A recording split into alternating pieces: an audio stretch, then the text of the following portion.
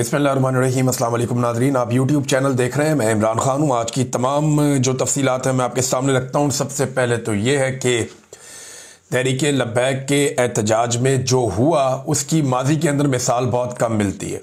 ऐसा कुछ हमने देखा एक दफ़ा इस्लामाबाद डी चौक में 9 मई को भी हमने ऐसा कत्लेआम देखा था। इससे पहले एक दफ़ा तारुल कादरी साहब के मदरसे पे अटैक किया गया और उनके घर पे अटैक किया गया।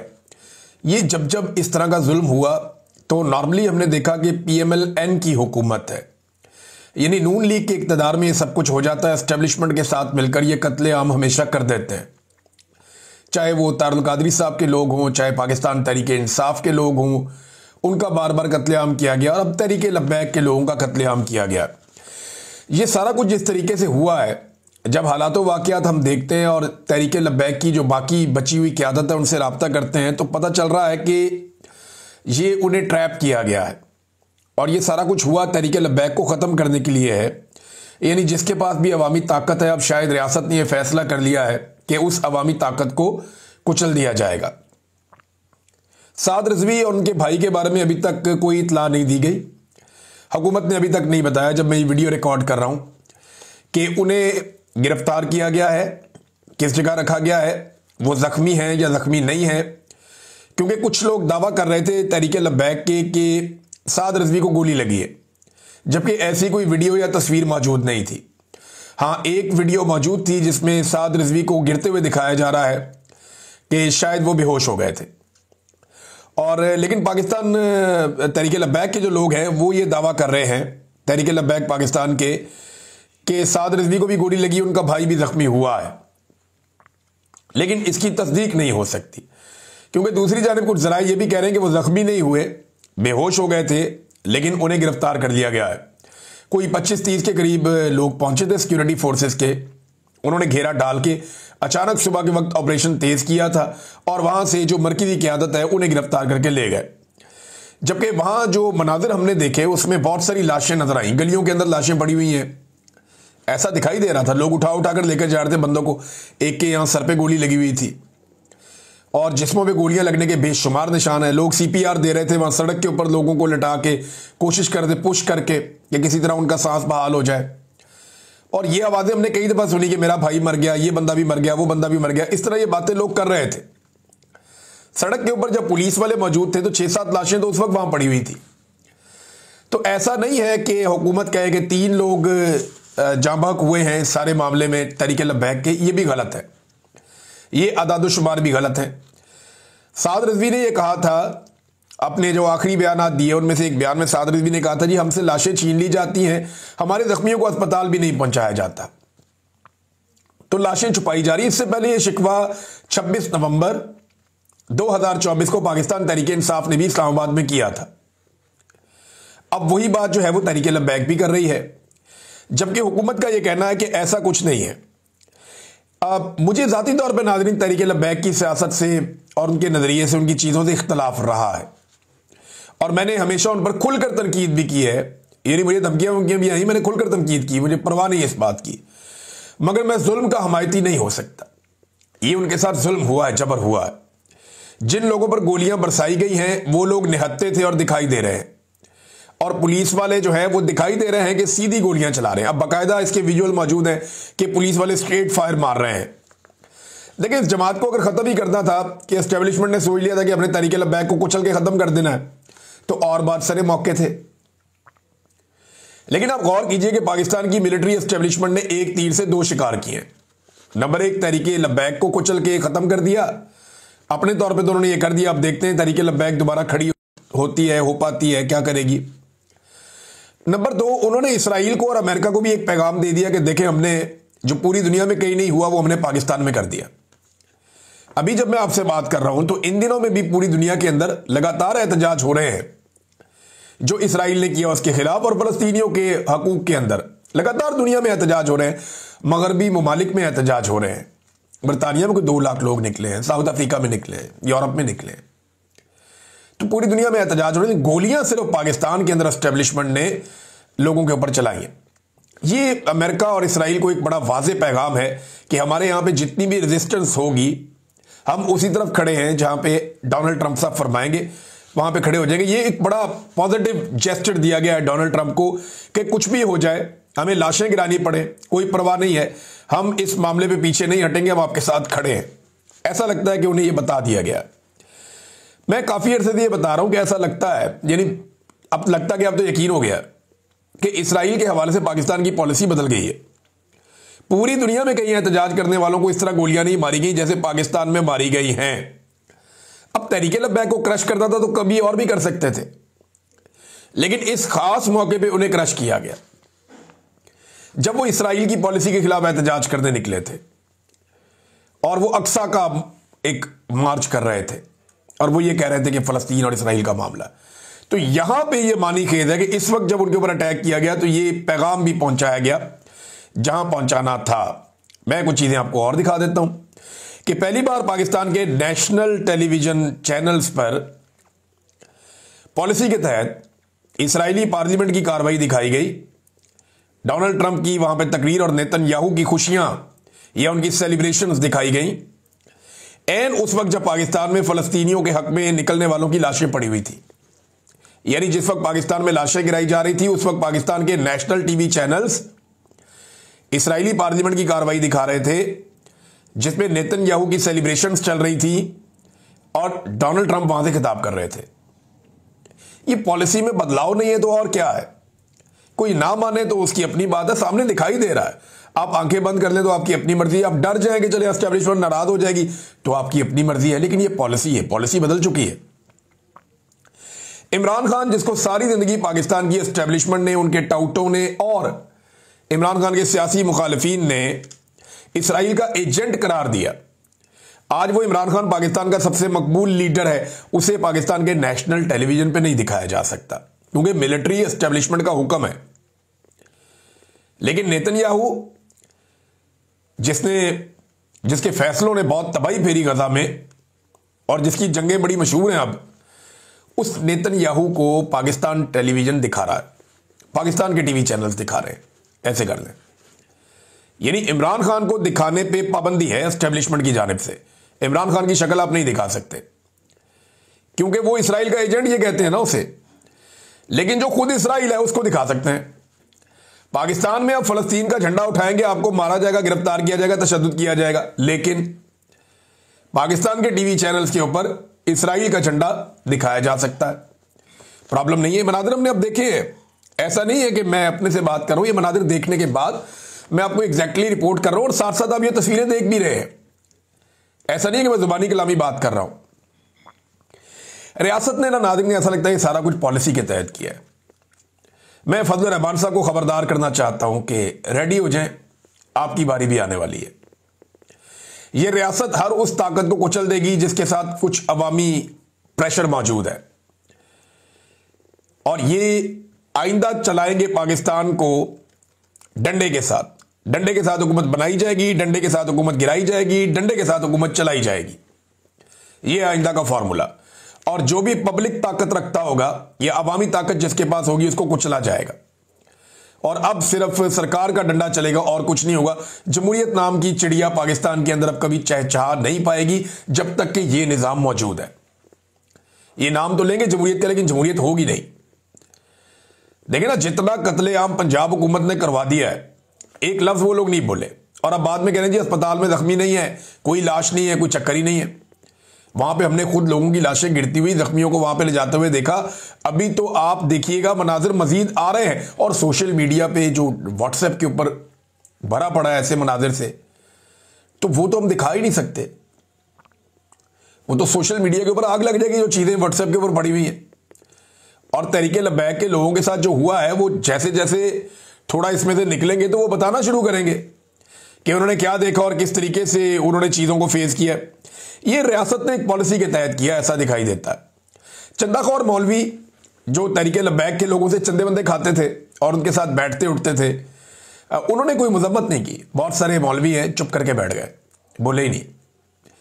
जब ये इमरान खान के खिलाफ तहरीके लब्बैक काम कर रही होती थी ना एस्टेब्लिशमेंट की ईमा पे, उस वक्त वो सारे मौलवी पेश होते थे, आगे आगे होते थे। थोड़े दिन पहले एक मौलवी कह रहा था कि छोड़ें जी, कोई बात नहीं, वो खातून का मामला आप अल्लाह पे छोड़ दें, वो इसराइल को पसंद करती है या नहीं करती। इधर लाशें गिर रही थी, वो मौलवी बोला ही नहीं, चूं नहीं की। उस मौलवी ने चुप करके दुबक के बैठ गया। और बहुत सारे मौलवी हैं, नामों के साथ मुफ्ती लगाया हुआ है, लाशें गिर रही हैं, बोले नहीं। लेकिन पाकिस्तान तहरीक इंसाफ जो है, इंसानी हकूक की तंजीमें भी नहीं बोली क्या ये इंसान नहीं थे जो कत्ल हुए हैं। आप इनसे इख्तलाफ कीजिए, मुझे भी इख्तलाफ है, लेकिन वो रात भर चिल्लाता रहा बेचारा, तरले मिन्नतें करता रहा। वो ये कहता रहा कि यार खुदा का वास्ता वापस चले जाओ, रसूल का वास्ता वापस चले जाओ, तुम्हारी माओ का वास्ता वापस चले जाओ, मुज़ाकरात करने के लिए किसी को भेजो, हम वापस जाने के लिए तैयार हैं, हमें मत मारो। लेकिन रियासत ठान चुकी थी। आपको उनका मकसद पसंद नहीं, कोई बात नहीं, मगर कत्लेआम भी तो गलत है ना, वो नहीं होना चाहिए। पीटीआई ने इस पर रद्दमल दिया, मौलवी नहीं बोले, चंदाखोर मौलवी चुप रहे, मफाद परस्त हैं। पाकिस्तान तहरीक इंसाफ ने इसके ऊपर अपना मौक़िफ़ दिया और बड़ा तगड़ा मौक़िफ़ दिया। उन्होंने इसके ऊपर मुतालबात भी किए हैं तहरीक इंसाफ ने, और उन्होंने इसे एक ऐसी हरकत करार दिया जो गलत है। शदीद तरीन अल्फाज में उन्होंने मजम्मत की, ताकत का बेजा इस्तेमाल किया गया उसकी भी उन्होंने मजम्मत की। गैर इंसानी अमल उन्होंने करार दिया। गोली चलाने से नफरत पैदा होती है। 26 नवंबर को भी यही अमल इख्तियार किया गया था। फिर उन्होंने कहा मुज़ाकरात का एक मौका था, मुज़ाकरात करने चाहिए थे ताकि कोई हल निकल आता। फिर जाली पुलिस मुकाबले भी किए जा रहे हैं पंजाब में, ये भी उन्होंने बताया। फिर उन्होंने कहा तस्वीरें और वीडियो जो आ रही हैं मुरीद के से इंतहाई तशवीशनाक हैं, ये जुल्म की इंतहा है। हुकूमत और मुतल्लिका इदारों को आमराना ज़हनियत तर्क करनी चाहिए। ताकत के अंदर इस्तेमाल से ना तो मसाइल हल होंगे ना ही इंसाफ कायम होगा। मुतालबात उनके क्या हैं? जख्मियों को फौरी तौर पर तिब्बी इमदाद और शोहदा के अहल खाना को इंसाफ फराहम किया जाए। मुलजिमान की जल्द अज जल्द गैर जानिबदार और शफाफ अदालती तहकीकात करवाई जाए और जो भी मुलव्वस हो उसे सख्त सजा दी जाए। तमाम गिरफ्तार कारकुनान और खवातीन को बिला मशरूत रिहा किया जाए और लूटी गई अशिया वापस की जाए। आइंदा किसी भी पुरअमन एहतजाज पर बराह रास्त फायरिंग ना करने की वाज़ेह जमानत दी जाए। तमाम सियासी मुकदमात का असर नो जायजा लिया जाए और बेगुनाहों के खिलाफ कार्रवाइयां बंद की जाए। मीडिया पर पाबंदियों और सेंसरशिप का खात्मा किया जाए ताकि हकायक अवाम के सामने पहुंच सकें। अगर रियासत खुद शफाफियत नहीं दिखा सकती तो आज़ाद मुबस्सरीन और इंसानी हुकूक के जो इदारे हैं उनको तहकीकात में शामिल किया जाए। उन्होंने कहा यह मुतालबात हम बार बार दोहराते रहेंगे और बड़ी शिद्दत से उन्होंने इसकी मजम्मत की है पाकिस्तान तहरीक इंसाफ ने। हालांकि तहरीक इंसाफ का कोई तहरीक लब्बैक के साथ ताल्लुक नहीं है, कोई लिंक नहीं है, ये एक दूसरे को पसंद भी नहीं करते, बल्कि तहरीक लब्बैक ने बड़ी तनकीद की है पीटीआई पे। जब पीटीआई के साथ बहुत बुरा हो रहा था इन्होंने मजाक भी उड़ाया, लेकिन आज ये बात करने का दिन नहीं, बड़ा जुल्म हो गया उनके ऊपर। ये सानिया है नाज़रीन, मैं आपसे वैसे बात नहीं कर रहा, ये बहुत बड़ा सानिया है जो गुजर गया वहां पे मुरीदके में।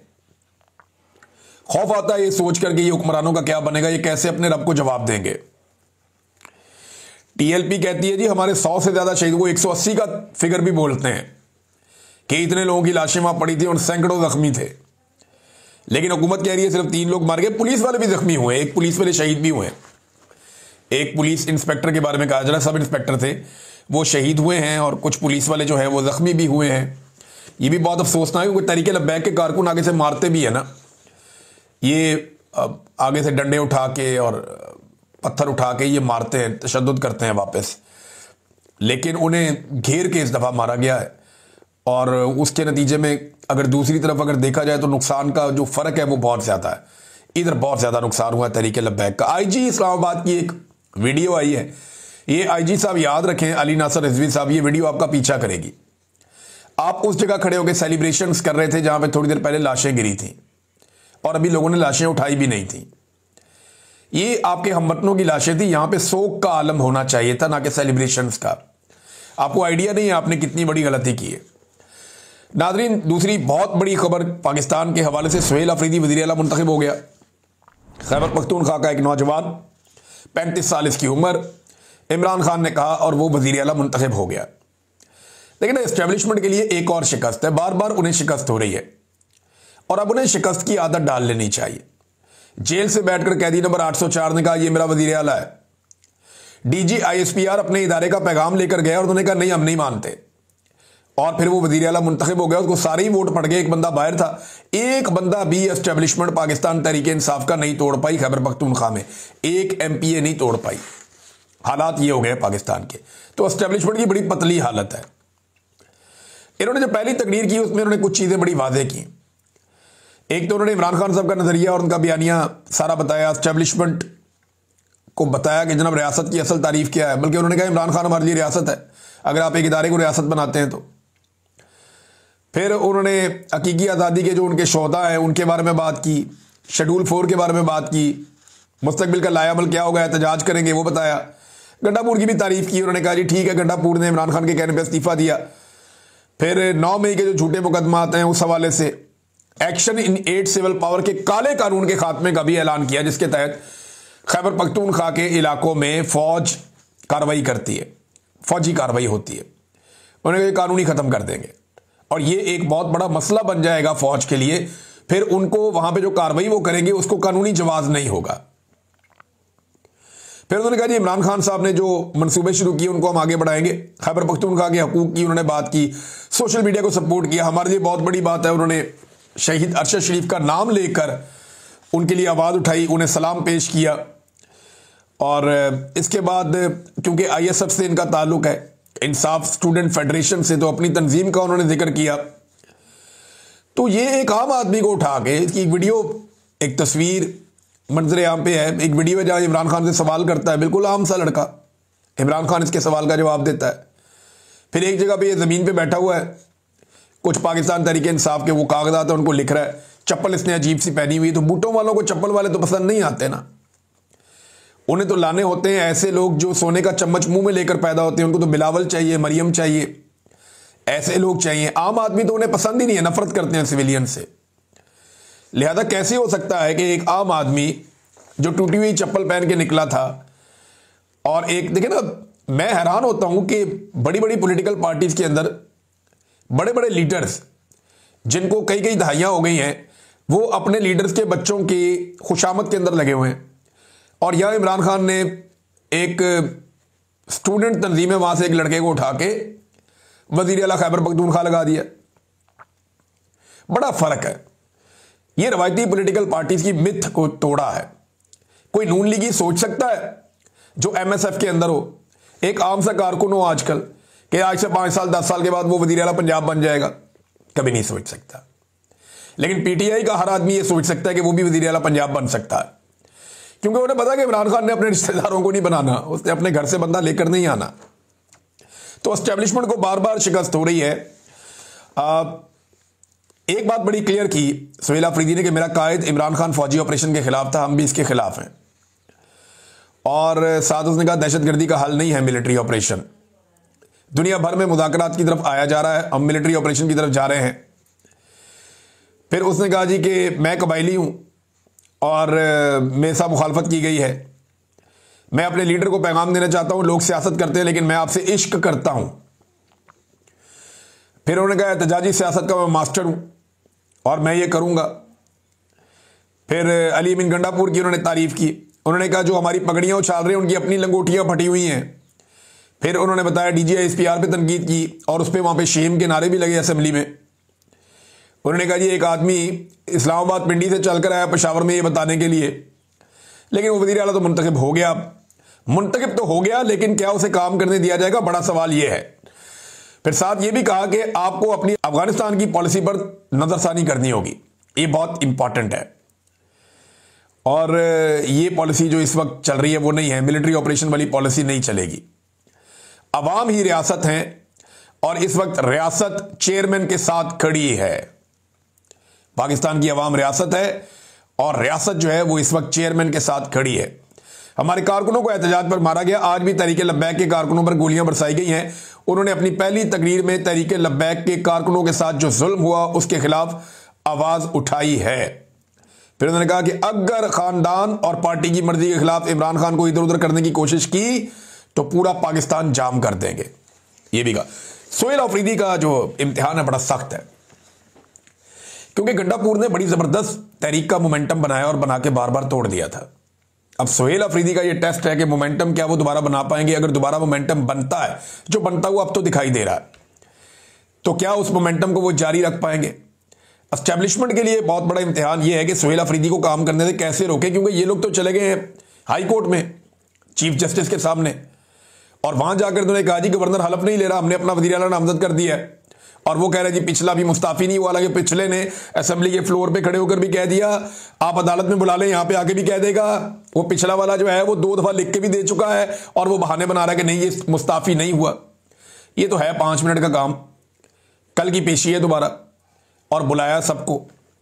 वहां पे चीफ जस्टिस ने पेशावर हाई कोर्ट के, तो ये तो हलफ तो कोई और भी ले सकता है, गवर्नर नहीं लेगा तो हलफ चीफ जस्टिस खुद ले लेगा। ये उसके पास आइन में हक है, कानून उसको ये इजाजत देता है कि वो खुद हलफ ले सकता है चीफ जस्टिस, अगर गवर्नर नहीं लेता तो। देखिए ना, इससे पहले जब खैबर पख्तूनख्वा में मखसूस नशिस्तों के नहीं हो रहे थे हलफ, तो फिर इन्होंने तरीकाकार बनाया था ना कि जनाब इस तरह करके फलानी जगह पे जाके वहां पे हलफ ले लें अगर यहां नहीं लिए जा रहे तो ये 2 नंबरी इस किस्म की जाती है, पहले भी की जाती रही, हम देखते रहे। तो अब जो है वो अगर वज़ीर आला का हलफ नहीं लिया जाएगा और गवर्नर जो है वो टमक टोइयां करेगा कि मैं नहीं लेता, तो फिर वो चीफ जस्टिस ले लेगा हल्फ। इसमें क्या प्रॉब्लम है? लेकिन क्या एस्टेब्लिशमेंट कोई गवर्नर राज लगाएगी या इमरजेंसी लगाएगी? अगर एस्टेब्लिशमेंट ये करना चाहती है तो करके देख ले। वैसे भी तो सारे गंदे काम कर लिए हैं, ये वाला भी करके देख ले, लग पता जाएगा। और मुझे तो अब अंदाजा हो रहा है कि मामला मजीद खराब करने की तरफ जाएंगे, ताकि जितने खराब हालात हों उतना ज्यादा एक्सटेंशन का इम्कान बढ़ता रहता है। अब तक के लिए इतनी, अपना ख्याल रखिएगा, अपने चैनल का भी। अल्लाह हाफिज।